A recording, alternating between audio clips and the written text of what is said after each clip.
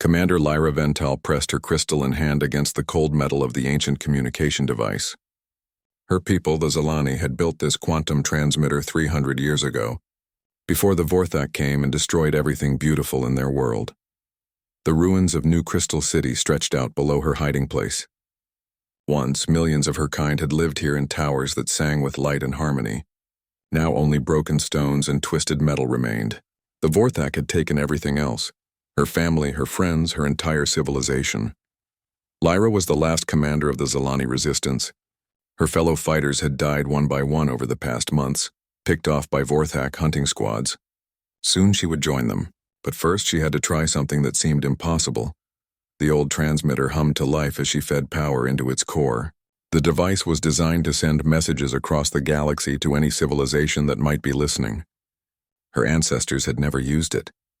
They were peaceful people who preferred to stay on their homeworld and create art from living crystal. "This is Commander Lyra Vental of the Zalani people." She spoke into the transmitter in her native tongue.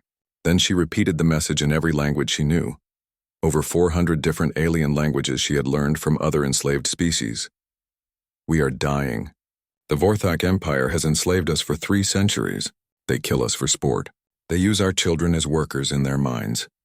In 3 months they will execute the last of us. We have tried everything. We have no weapons that can hurt them. We have no ships that can escape them." Her voice cracked as she continued. "If anyone can hear this message, please help us.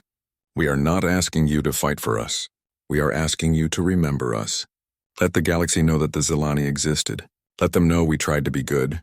She added mathematical sequences that any advanced species would understand. The numbers told a story of genocide, of millions dead, of a countdown to extinction. Then she sent the message into the void and collapsed beside the transmitter. 3 weeks later, the message reached the edge of human space. Lieutenant Jake Martinez was drinking his morning coffee aboard Aurora Base when the computers started making noise.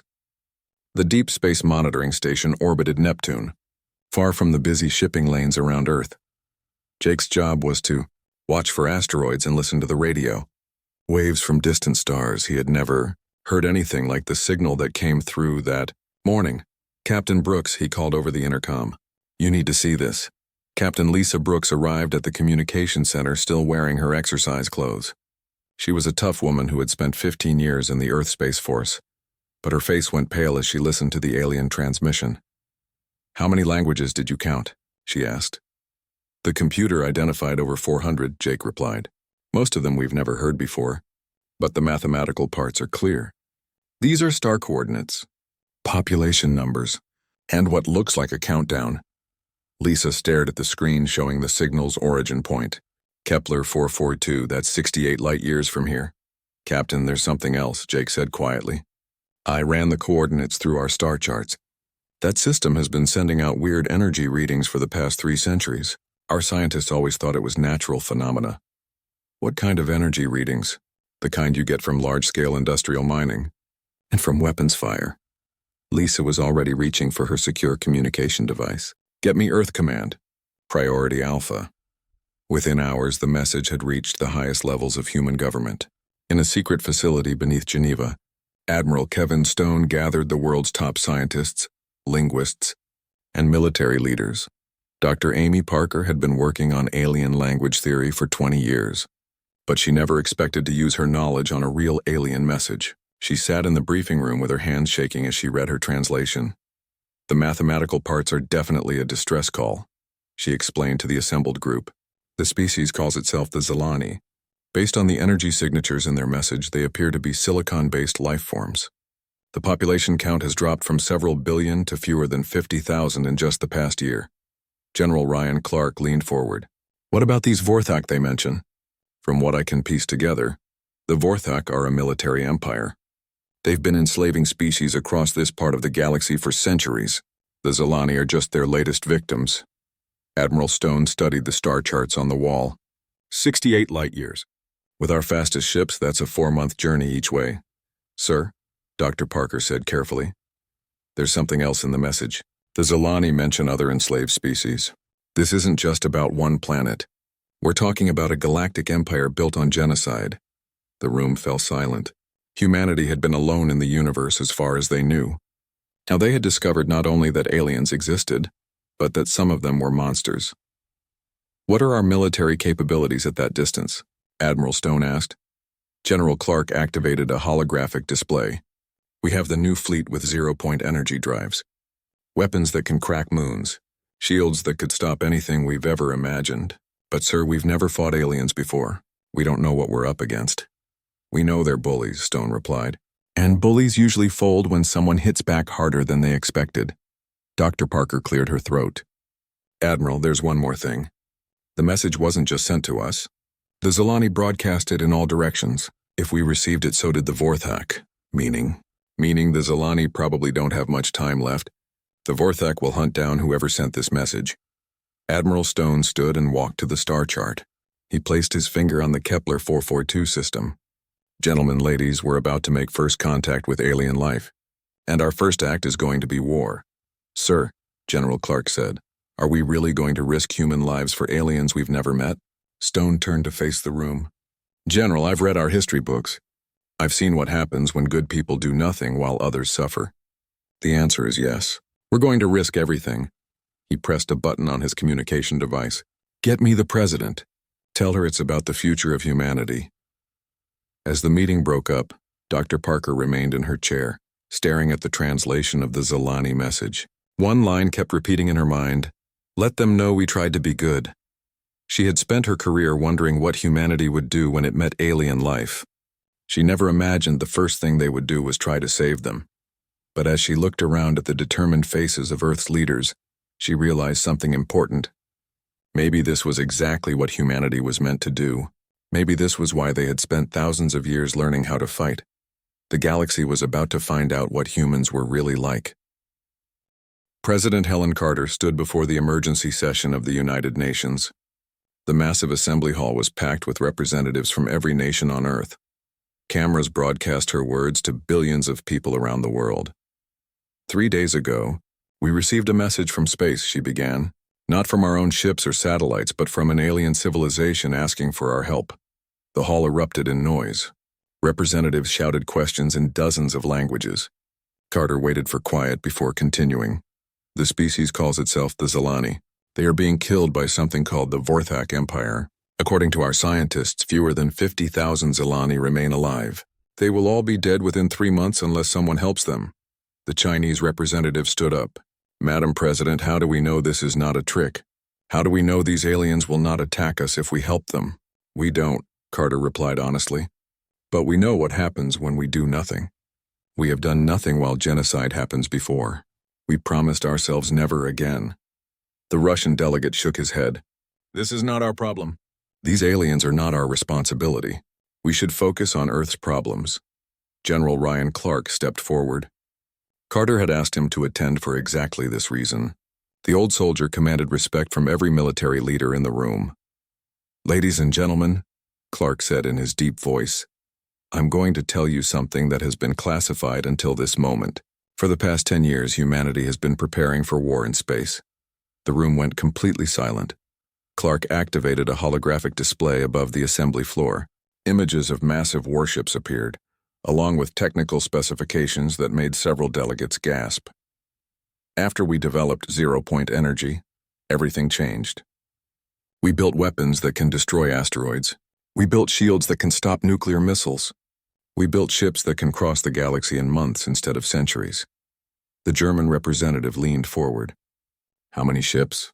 "As of today, the combined Earth fleet has 800 warships.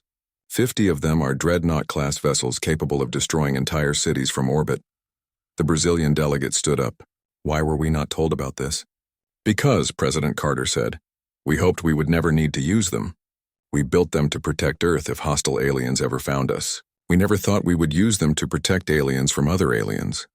The debate that followed lasted 18 hours. Some nations wanted to send only a small diplomatic mission. Others argued that humanity should stay hidden and let the aliens solve their own problems. A few suggested that helping the Zilani might make the Vorthak humanity's enemy. In the end, it was the speech by the representative from Rwanda that changed everything. "In 1994, the world watched my people die," she said quietly. "Nearly 1 million killed in 100 days. The world had the power to stop it. But they did nothing because it was not their problem. They did nothing because it was not their people. She stood and looked around the assembly hall. Today we have the power to stop genocide happening to people we have never met. If we do nothing, how are we different from those who watched us die? The vote was closer than President Carter had hoped. 53% in favor of military intervention. But it was enough. Operation Starfall began immediately. Captain Alex Turner walked through the corridors of the UES Defender, humanity's largest warship. The massive vessel stretched 3 kilometers from bow to stern and carried enough firepower to level a continent. It had been designed to fight other humans if Earth's colonies ever rebelled. Now it would fight aliens to save other aliens. Status report, Turner ordered as he entered the bridge. Commander Pete Johnson looked up from his displays. All systems green, sir. The fleet is assembled and ready to jump to faster than light speed. Turner looked out the main viewing window at the assembled human fleet. 60 ships hung in space around Earth, from massive battleships to sleek destroyers. Each one carried the most advanced weapons humanity had ever created. Any word from the ground forces? Colonel Beth Hayes reports her Marines are ready for deployment. 50,000 troops with full combat gear and planetary assault vehicles. Turner nodded. Colonel Hayes was the best soldier he had ever met. If anyone could win a ground war against aliens, it would be her. Dr. Amy Parker entered the bridge carrying a tablet computer. Captain, I've finished analyzing the alien message. There's something you need to know. What is it? The Zilani aren't the only ones. The message mentions at least 12 other enslaved species in that region of space. We're not just going to save one planet. We're potentially liberating entire sectors of the galaxy. Turner felt a chill run down his spine. How big is this Vorthak Empire? Based on the star charts in the message, they control over 400 star systems. That's potentially thousands of inhabited worlds. Commander Johnson whistled softly. 60 ships against an empire? We're not going to fight the entire empire, Turner replied. We're going to rescue the Zilani and show the Vorthak that enslaving innocent people has consequences. Meanwhile, in a dark command ship on the edge of the Kepler 442 system, War Prime Zektar of the Vorthak Empire studied intelligence reports from his scouts. The Vorthak were tall, reptilian creatures with thick scales and sharp claws. They had built their empire by conquering weaker species and forcing them to work in mines and factories. They were excellent at killing things that could not fight back. War Prime, his intelligence officer hissed. We have intercepted communications from the species that answered the Zilani distress call. Zektar looked at the translation on his screen. Humans never heard of them. They appear to be from a system called Sol War Prime. Our databases have no information about them. Probably another primitive species trying to play hero, Zektar growled. How many ships are they sending? Unknown, War Prime. But their communications suggest a small fleet. Zektar laughed, showing rows of sharp teeth. Send a patrol squadron to intercept them. 12 ships should be enough to destroy whatever pathetic vessels these humans have built. His officer hesitated. War Prime, should we not send more ships? The humans seem confident. Confidence means nothing without strength, Zektar replied. These humans will learn what happens to species that interfere with the Vorthak Empire.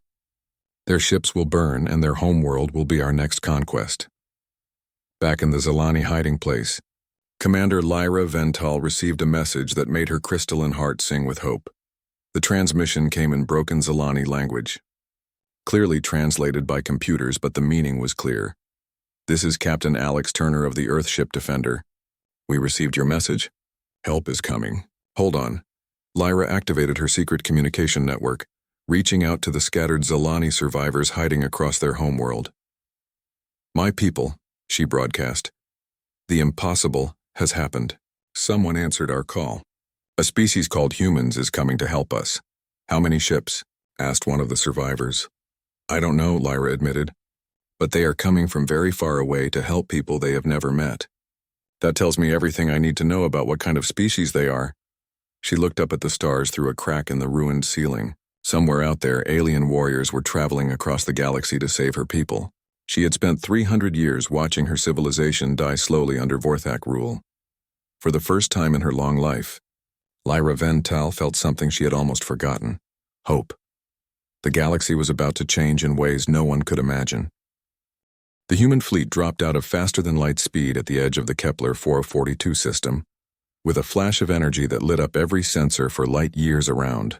Captain Alex Turner stood on the bridge of the UES Defender and looked at his first alien star system. "Sensor report," he ordered. Lieutenant Sarah Kim studied her displays. 12 alien vessels approaching from the inner system, Captain. They're moving to intercept us. Size and capabilities? Each ship is about half our size. They're showing high-energy readings from what appear to be plasma weapons. Turner activated the fleet communication system. "All ships, this is Defender.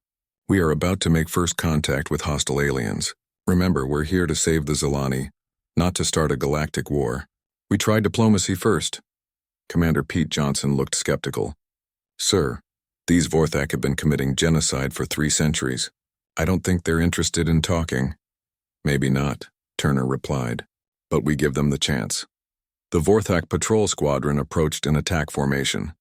War Commander Thekval, leader of the patrol, had expected to find a few primitive ships trying to evacuate some Zilani refugees. Instead, he faced 60 human warships that were larger and more advanced than anything in Vorthak databases. "Unknown vessels," Thekval broadcast in the galactic trade language. "You are in Vorthak space.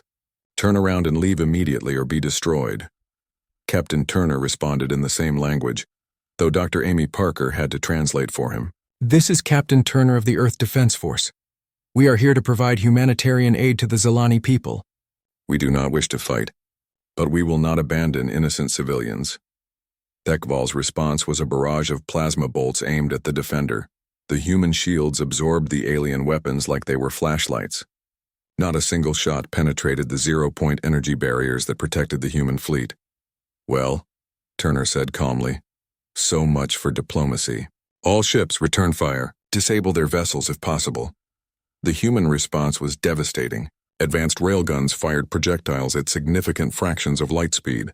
Particle beams sliced through alien armor like it was paper. Energy weapons that had been designed to fight other humans proved overwhelmingly effective against Vorthak technology. Within 10 minutes, 8 of the 12 Vorthak ships were drifting wrecks. The remaining 4 fled toward the inner system. "Captain," Dr. Parker said from her position at the science station, "I'm receiving communications from the planet." "The Zilani are trying to contact us." Turner nodded. "Put them through." The image that appeared on the main screen was both beautiful and heartbreaking. Commander Lyra Vental was clearly not human, but her emotions were universal. She was crying tears of joy. "Humans of Earth," she said in broken English, "you came. You actually came." "We promised we would," Turner replied. "Where do you need us?" Colonel Beth Hayes led the first human ground assault from her command ship in orbit. Her target was a Vorthak mining facility, where over 2,000 Zilani were being held as slave workers. "Remember," she told her Marines over the communication system, "the Zilani are crystalline beings. They're fragile compared to us, but they're also tougher than they look. Don't be fooled by their appearance." The assault shuttles dropped through the planet's atmosphere like falling meteors. Hayes had studied every piece of intelligence they had about Vorthak ground forces. The aliens were physically strong, well-armed, and had been conquering other species for centuries. What they had never faced was human infantry. The mining facility was a massive complex of metal buildings surrounded by energy barriers and guard towers. Vorthak soldiers patrolled the perimeter in powered armor that made them look like mechanical dinosaurs.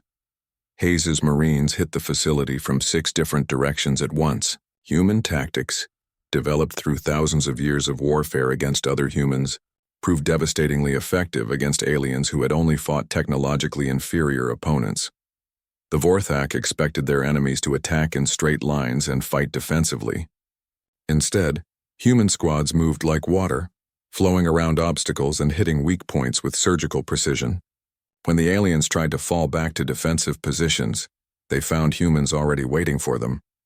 Major Sam Rivera led his Special Forces team directly to the prison complex where the Zilani were being held. The alien guards barely had time to raise their weapons before Rivera's soldiers were among them. "Zilani prisoners," Rivera broadcast in their language, "stay down and stay calm. We are humans. We are here to rescue you." The Zilani couldn't believe what they were seeing. The humans moved through the Vorthak facility like ghosts, appearing where they were least expected and disappearing before the enemy could react. They used tactics that seemed to ignore basic military doctrine but were brutally effective. What impressed the Zilani most was how the humans treated wounded Vorthak soldiers. Even after the aliens had surrendered, human medics provided medical aid to their former enemies. "Why do you help them?" asked a Zilani elder named Kethvar. "They would not help you if the situation were reversed."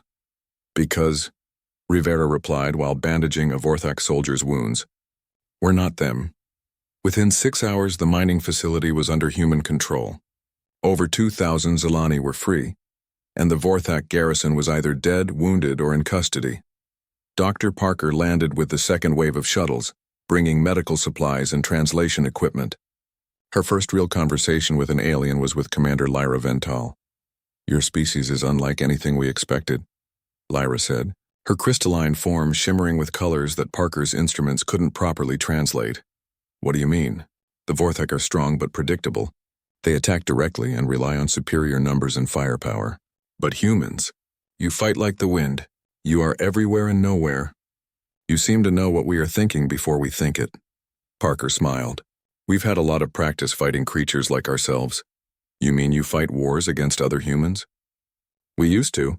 For thousands of years we fought each other constantly. Every possible type of warfare, every possible strategy, every possible weapon. We learned to fight dirty, to fight smart, and to never give up." Lyra was quiet for a moment. "That explains much. But it does not explain why you came so far to help people you have never met." Parker considered the question. "I think it's because we know what it's like to suffer. We've done terrible things to each other throughout our history. Maybe this is our chance to use all that knowledge for something good." Meanwhile, the surviving Vorthak ships sent desperate messages back to their empire. War Prime Zektar read the reports with growing alarm. "Impossible," he growled. 12 ships defeated by primitive aliens? His intelligence officer showed him recordings from the battle. "War Prime, these humans are not primitive. Their technology appears to be more advanced than ours. And their tactics? What about their tactics? They fight like nothing we have ever encountered. They seem to know exactly where to hit us and when. Our commanders report that fighting humans is like fighting 100 different enemies at once." Zektar studied the tactical displays. The humans had rescued thousands of Zilani with minimal losses to their own forces. More disturbing, they had treated captured Vorthak soldiers according to some kind of ethical code. "Prepare the 7th Battle Fleet," he ordered. 200 ships and 2 million soldiers. If these humans want a war, we will give them one they will never forget. His officer hesitated. "War Prime, perhaps we should negotiate. These humans seem willing to talk." Zektar's roar shook the command center. "The Vorthak Empire does not negotiate with inferior species. We have conquered 400 star systems. We will not be stopped by apes who learn to build ships." But as he gave the orders to prepare for war, Zektar felt something he had never experienced before. Doubt. The galaxy was beginning to hear stories of the humans' first battle. And across hundreds of enslaved worlds, other oppressed species were starting to hope for the first time in centuries. War Prime Zektar arrived at Kepler 442 with the largest Vorthak fleet ever assembled. 200 warships filled space around the system's outer planets, carrying 2 million of the Empire's finest warriors. He had come to crush the human fleet and make an example that would terrify the galaxy for the next 1,000 years. He found Admiral Kevin Stone waiting for him, with the entire Terran Expeditionary Force, 500 human ships, hung in perfect formation around the Zilani homeworld. Every vessel bristled with weapons that Stone's engineers had spent decades perfecting. Behind them, transport ships carried 10 million human marines, volunteers from every nation on Earth who had come to fight for people they had never met. Unknown alien commander, Stone broadcast in the galactic trade language. "You are ordered to withdraw from this system immediately.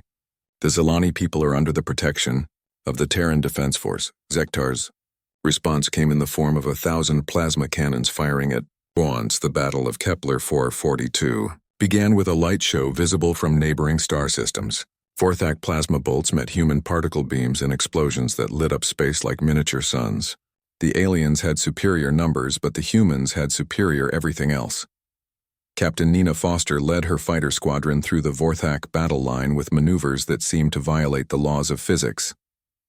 Her pilots had trained in the asteroid fields around Mars, learning to fly through obstacles that would destroy larger ships. The Vorthak fighters, built for open space combat, couldn't match their agility.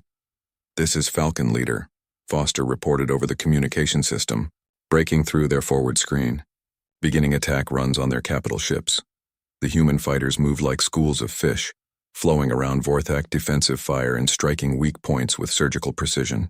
Their missiles were small but incredibly accurate, targeting shield generators and weapon systems with devastating effect. Commander Pete Johnson led a destroyer group in what the humans called a death ride. His 12 ships accelerated directly toward the largest Vorthak vessels, taking massive damage but never changing course. "Sir," his tactical officer reported, "we've lost shields on 7 ships. Hull breaches on decks 4 through 8. "Keep going," Johnson ordered, ramming speed. The Vorthak had never seen anything like it. No species in their experience would willingly destroy their own ships to damage an enemy. But Johnson's destroyers slammed into 3 Vorthak dreadnoughts at near light speed, creating explosions that vaporized everything within 1,000 kilometers. The psychological effect on the Vorthak fleet was immediate and devastating. For 800 years they had fought enemies who valued their own lives above victory. Suddenly they faced an enemy that considered death an acceptable price for success.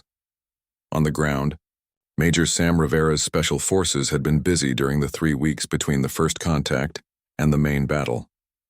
His teams had infiltrated Vorthak military bases across 12 star systems, gathering intelligence and making contact with enslaved populations. "Command, this is Shadow Team," Rivera reported from deep inside a Vorthak fortress on the 4th planet. "We have confirmation that enslaved species on 18 worlds have begun armed rebellion.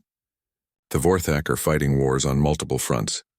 The human special forces operations were unlike anything the Vorthak had encountered. Rivera's soldiers moved through heavily defended installations like they belonged there. They spoke local languages, understood alien cultures, and seemed to know Vorthak tactical procedures better than the Vorthak themselves. What terrified the aliens most was that the humans fought with a purpose beyond simple conquest. They protected civilian populations even when it put them at greater risk. They followed rules of warfare that prevented unnecessary suffering, and they inspired other species to fight for their own freedom. Admiral Stone watched the battle from the bridge of his flagship, the UES Justice. The massive vessel was 3 times larger than any Vorthak ship and carried weapons that could crack planets. But Stone knew that winning this battle was only the beginning. "Admiral," his communication officer reported, "we're receiving signals from across the sector. Enslaved species on 47 worlds have declared independence from the Vorthak Empire." Stone nodded grimly. "And how are the Vorthak responding?" "They're pulling ships back from the front lines to deal with the rebellion, sir. Their empire is falling apart." Captain Alex Turner, now commanding a battle group of 30 ships, pursued a fleeing Vorthak squadron toward the inner system. His tactical officer, Lieutenant Sarah Kim, monitored the enemy's communications. "Captain, they're panicking," she reported. "The Vorthak commanders are arguing with each other. Some want to retreat, others want to fight to the death." "What about civilian populations?" "The Vorthak are threatening to execute enslaved populations on worlds where rebellions are happening." Turner's face went hard. "Signal the fleet. All ships prepare for Operation Liberation. We're not just winning this battle, we're ending this war."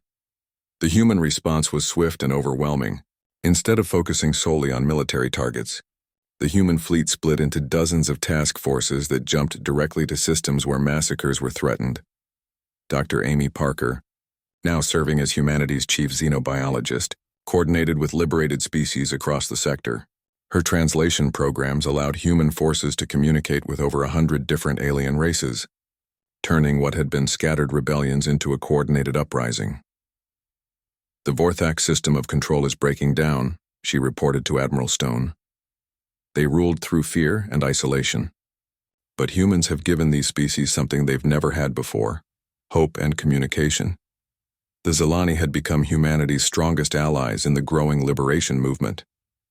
Commander Lyra Vental worked directly with human military planners, providing intelligence about Vorthak weaknesses and helping to coordinate rescue operations. "Your species has given us back our future," she told Dr. Parker during a planning session. "But more than that, you have shown us what it means to fight for others instead of just for yourself." "We learned it the hard way," Parker replied. "We spent thousands of years fighting each other before we learned to fight together." The tide of battle turned decisively when War Prime Zektar made his final mistake. Desperate to salvage something from the disaster, He ordered his remaining ships to attack human medical vessels that were treating wounded aliens. The human response was immediate and merciless. Every ship in the human fleet turned toward the Vorthak commander's position. Admiral Stone personally led the assault that destroyed Zektar's flagship. "This is Admiral Stone to all Vorthak forces," he broadcast across the system. "Your war prime is dead. Your empire is finished. Any ship that surrenders immediately will be treated according to the laws of war. Any ship that continues to fight will be destroyed." The surviving Vorthak commanders faced an impossible choice. They could die fighting an enemy that seemed to know their every move, or they could surrender to aliens who had shown mercy to their prisoners. Most chose to surrender. The Battle of Kepler 442 ended with the complete defeat of the Vorthak 7th Battle Fleet. Of the 200 ships that had arrived with War Prime Zektar, fewer than 30 survived to surrender. The rest had been destroyed by an enemy that fought with a combination of advanced technology, superior tactics, and most importantly, absolute determination to protect the innocent. But the real victory was happening across the galaxy. On world after world, enslaved species rose up against their Vorthak oppressors. The communication networks that Dr. Parker's teams had established allowed these rebellions to coordinate their efforts for the first time in centuries. The Vorthak Empire, which had ruled 400 star systems through fear and brutality, began to collapse like a house of cards. Admiral Stone stood on the bridge of the Justice and looked out at the debris field where the Vorthak fleet had died. He felt no satisfaction in the victory.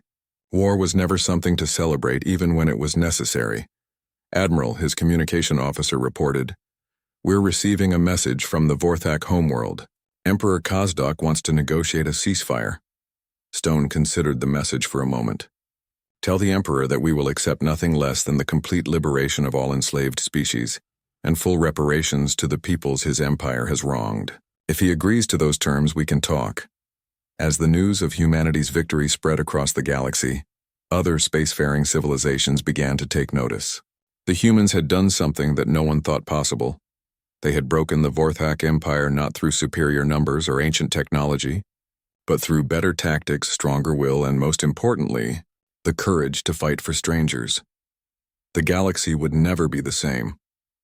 6 months after the Battle of Kepler 442, Emperor Kazdok of the Vorthak Empire knelt before Admiral Kevin Stone in the ceremonial hall of the UES Justice. The massive Vorthak leader who had once ruled 400 star systems through fear and violence now faced unconditional surrender. "The terms are non-negotiable," Admiral Stone said, his voice echoing through the hall.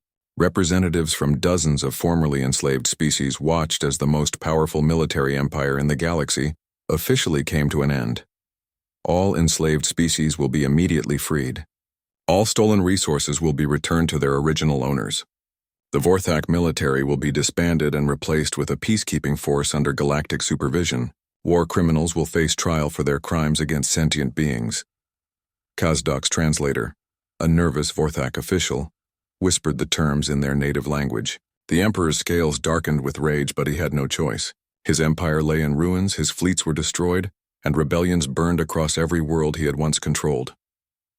"I agree to your terms, human," Kazdok hissed. "But know this, you have made enemies today. The galaxy is larger than you imagine." Admiral Stone showed no emotion. "Then those enemies will learn the same lesson you did. Humanity protects those who cannot protect themselves." The formal surrender ceremony was broadcast across the galaxy through the quantum communication networks that Dr. Amy Parker's teams had established during the war. On hundreds of worlds, formerly enslaved beings watched as their oppressors were finally brought to justice. Commander Lyra Vental stood beside Admiral Stone as a witness to the proceedings. Her crystalline form had regained much of its natural luminescence since the liberation of her people. The Zalani homeworld was being rebuilt with human assistance, and her species was slowly recovering from 3 centuries of genocide. "Your people have given us back our lives," she said to Stone after the ceremony. "How can we ever repay such a debt?" "By helping us build something better," Stone replied. "The Vorthak Empire is gone, but the galaxy is still full of species that need protection. We can't do this alone." Within weeks of the surrender, the liberated species formed the Galactic Freedom Alliance with humanity as the reluctant military leaders. Dr. Parker, now serving as humanity's first ambassador to the GFA, worked with representatives from over 100 different species to establish universal rights and protection protocols. The headquarters of the new alliance was built on Kepler 442, the world where humanity had first encountered the horrors of galactic genocide. The crystalline towers of New Hope City rose from the ruins of the old Zilani capital, designed by architects from dozens of different species working together. Captain Alex Turner, promoted to admiral after his actions during the Liberation Campaign, commanded the peacekeeping fleets that patrolled former Vorthak space. His ships carried crews from multiple species, all working together to ensure that the dark age of slavery and oppression was truly over. Status report, Turner requested as he walked onto the bridge of his new flagship. The GFS Liberator, his tactical officer, a young Zilani named Kethmore, looked up from his displays. All quiet in sectors 7 through 12, Admiral. The former Vorthak worlds are adapting well to self-governance. Turner nodded. The transition hadn't been easy. Some worlds had known nothing but Vorthak rule for centuries. Teaching them to govern themselves had required patience and wisdom from the Alliance's diplomatic corps. But the results were encouraging. Trade between liberated worlds was flourishing. Scientific cooperation was advancing faster than anyone had expected. And most importantly, the galaxy was learning what peace felt like after centuries of fear. President Helen Carter visited the Alliance headquarters 6 months after its establishment. She walked through the halls with Dr. Parker, marveling at the sight of dozens of alien species working together in harmony. "Any regrets?" Carter asked her old friend. Parker smiled as they passed a group of human and Zilani children playing together in one of the recreational areas. "None at all. We've given these people back their future. That's worth any risk we took. What about the cost? We lost over 50,000 people in this war." Parker's expression grew serious. "Every one of them volunteered, Helen. They knew what they were fighting for. And look what they accomplished." They stopped at an observation deck that looked out over the city. Ships from hundreds of different worlds moved through the sky, carrying goods, people, and ideas across a galaxy that was finally free, but the peace didn't last. Deep space monitoring stations on the edge of Alliance territory began detecting unusual energy signatures 6 months after the Vorthak surrender. Captain Jake Martinez, now commanding his own vessel, the GFS Explorer, was investigating these signals when he made a discovery that changed everything. "Admiral Turner," he reported over the quantum communication system. "You need to see this." The message that appeared on Turner's screen was simple and terrifying. It was written in perfect galactic standard, clearly transmitted by an intelligence that understood dozens of alien languages. "Humans of Sol, you have interfered with Nexus property. The Vorthak Empire was our client state. You have violated galactic law by destroying it. We are coming to restore order." Turner felt his blood turn cold. "Jake, what's the source of this transmission?" "That's the problem, sir. It's coming from outside the galaxy, from Andromeda." The implications were staggering. The Vorthak Empire, which had seemed impossibly large and powerful to the species of the Milky Way, was apparently just a small part of something much bigger. The Nexus Imperium, whatever it was, controlled multiple galaxies. Admiral Stone received the intelligence report while attending a celebration on the Zilani homeworld. As he read the contents, the festivities around him seemed to fade into the background. "How long do we have?" he asked Turner over the secure communication link. "Based on the energy signatures, they're already on their way. I estimate 18 months before the first Nexus ships reach our territory." Stone looked around at the celebrating aliens. Children of dozens of species played together in the streets. Their parents had finally learned what it felt like to live without fear. He wasn't going to let anyone take that away from them. "Signal all Alliance worlds," he ordered. "Full military mobilization. We're going to war again." The news spread across the galaxy within hours. The Galactic Freedom Alliance, which had barely finished celebrating its victory over the Vorthak, now faced an enemy that made the Empire look like a small regional power. But the response surprised everyone. Species that had never shown interest in military matters volunteered their ships for the Alliance fleet. Worlds that had just gained their freedom began producing weapons and supplies for the coming war. Scientists from hundreds of different species worked together to develop new technologies that might give them an edge against the Nexus. Most surprising of all, Many former Vorthok soldiers requested permission to join the Alliance military. They had seen what humans were willing to fight for, and they wanted to be part of something greater than conquest and oppression. Commander Lyra Vental met with Admiral Stone in his office overlooking the Alliance capital. Through the windows, they could see construction crews working around the clock to build new shipyards and manufacturing facilities. "Do we have a chance?" she asked quietly. Stone considered the question carefully. "The Nexus Imperium controls multiple galaxies. They have resources we can't even imagine. By any reasonable calculation, we should surrender now and hope they're merciful." "But," Stone smiled grimly, "but they've never fought humans before. They've never seen what happens when free beings choose to stand together against tyranny. And they've made one very important mistake, and what's that? They threatened our friends. And humanity has never forgiven anyone who hurt our friends." As construction continued across Alliance space, a message went out from Earth to every human colony, every human ship, every human family in the galaxy. To all humans, wherever you are, the galaxy we helped to free is under threat again. We are calling all of you home. Come back to the fight. Come back to stand with our friends. Show the universe what humanity really means. The response was overwhelming. Human ships began arriving from the farthest reaches of known space. Colonists who had left Earth centuries ago returned with new technologies and new determination. The human military, which had seemed impossibly large 6 months earlier, doubled in size within weeks. Dr. Parker stood in the war room of Alliance headquarters, surrounded by tactical displays showing the positions of over 2,000 Allied ships. Representatives from dozens of species worked together to plan the defense of their new civilization. "The Nexus Imperium has made one crucial error in their calculations," she announced to the assembled commanders. "They think this is about territory or resources or political control." She gestured to the displays showing ships from hundreds of different worlds working together in perfect coordination. "But this isn't about politics. This is about family. And no one in the universe fights harder than someone protecting their family."